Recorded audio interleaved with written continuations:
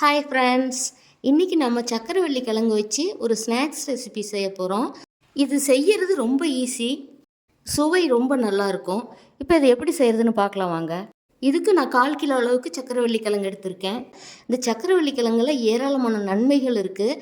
இதை நான் மண் இருக்குன்றதுனால தண்ணியில் ஊற வச்சு நல்லா தேய்ச்சி கழுவிட்டு சின்ன சின்ன துண்டுகளாக கட் பண்ணி வச்சுருக்கேன். இதை ஸ்டவ் ஆன் பண்ணி ஒரு இட்லி பாத்திரத்தில் ஒரு 200 மில்லி அளவுக்கு தண்ணி வச்சுட்டு, அந்த தண்ணி நல்லா காஞ்சதும் இட்லி தட்டை வச்சு அதில் நம்ம கட் பண்ணி வச்சுருக்கிற அந்த சக்கரவள்ளி கிழங்க வச்சு ஸ்டவ்வை 5 நிமிஷம் ஹை ஃப்ளேமில் வச்சுக்கணும். வச்சுட்டு ஒரு 10 நிமிஷம் அளவுக்கு லோ ஃப்ளேமில் மொத்தமாக ஒரு 1/4 மணி நேரம் நம்ம வேக வச்சு எடுத்துக்கலாம். இப்போ பாருங்கள், ரொம்ப சூப்பராக வெந்திருக்கு. இப்போ இது ரொம்ப சூடாக இருக்குன்றதுனால நம்ம மூடி போட்டு வச்சிடலாம். ஒரு 5 நிமிஷம் ஆகட்டும், அப்புறமா திறந்து எடுத்து பார்க்கலாம். இப்போ இது ஒரு 5 நிமிஷம் ஆயிடுச்சு.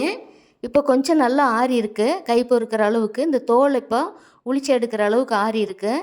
இதை எடுத்து வச்சுட்டு இந்த தோலெல்லாம் உளிச்சு எடுத்துக்கலாம்.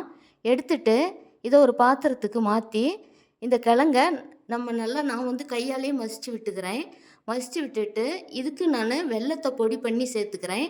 நீங்கள் நாட்டு சர்க்கரை வேணாலும் சேர்த்துக்கலாம். போட்டு இதுக்கு ஒரு 1½ ஸ்பூன் அளவுக்கு நான் நெய் சேர்த்துக்கிறேன்.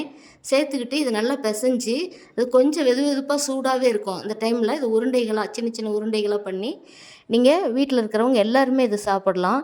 இதில் நார் சத்து அதிகம் இருக்கிறதுனால உடல் எடையை குறைக்கக்கூடியது, செரிமானத்தை நல்லா தூண்டக்கூடியது, பசி எடுக்கக்கூடியது. இது சுகர் இருக்கிறவங்களுக்கு சுகரை கண்ட்ரோலில் வச்சுருக்கோம். இது வந்து சருமத்துக்கும் ரொம்ப நல்லதுங்க. நம்ம சருமம் வந்து ரொம்ப பளபளப்பாக இருக்கும் இந்த கிழங்கு சாப்பிட்டுட்டு இருக்கும் பொழுது.